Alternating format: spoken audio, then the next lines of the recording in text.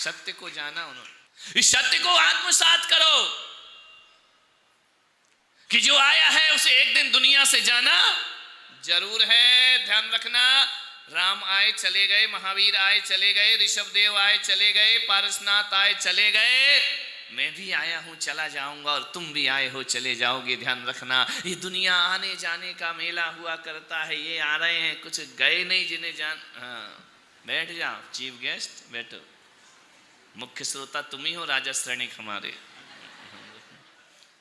विचार करिए, जो आया है वो दुनिया से जाएगा जरूर। अब क्या करूं, अभी मैं कमरे में था तो कोई ढेर पड़ा था, यहां आके भगवान जाने क्या हो जाता है कि महावीर की वाणी को जब सुनाओ तो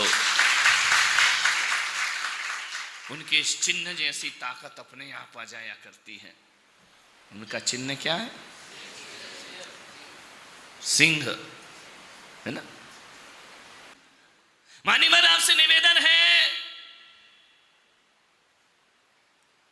जीवन के सत्य को जानने के लिए बहुत बड़े बड़े प्रवचनों की जरूरत नहीं है, बड़े बड़े उपदेशों की जरूरत नहीं है। कभी कभी एक शब्द से जीवन का कल्याण हो जाया करता है, जीवन का उद्धार होता है। एक शब्द पूरी जिंदगी को बदल दिया करता है। लेकिन बार बार आदमी इसलिए प्रवचन में जाता है, इसलिए उपदेश में जाता है, यदि तुम्हारे जीवन में परिवर्तन नहीं आ रहा है तो इसका मतलब इतना ही है, अभी तुम्हें उस सत्य के शब्द की प्राप्ति नहीं हुई है। उस एक शब्द के लिए आदमी दीवाना रहता है, 84 लाख योनियों में भटकता है आदमी एक शब्द पाने के लिए। वह एक शब्द किसी से भी प्राप्त हो जाया करता है। वह एक शब्द जरूर नहीं है कि आपको किसी किताब या शास्त्र से प्राप्त हो, वह शब्द कहीं से भी मिल जाता है। वह एक शब्द आज तक हमें और आपको मिला नहीं है। यदि मिल गया होता तो हम भी वहीं होते जहां सुमतिनाथ भगवान विराजमान है। वो शब्द नहीं मिल रहा है, एक शब्द चाहिए बस।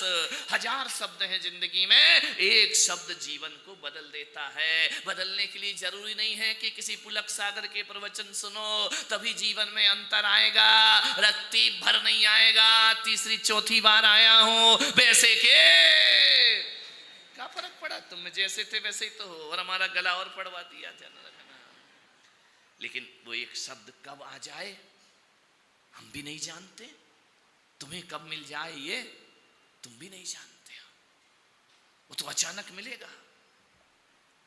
किसी को पुराणों से मिलता है, किसी को शास्त्रों से मिलता है।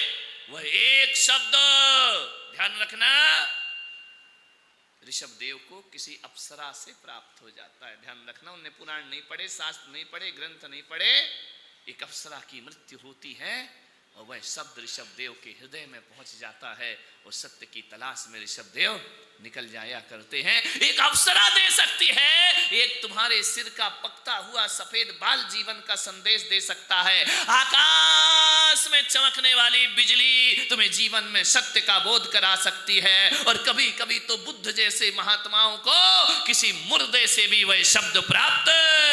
मुर्दा जा रहा है, बोले कौन है, बोले मर गया। बोले मरना क्या होता है, बोले जो दुनिया में आए हैं वो एक दिन मृत्यु को प्राप्त।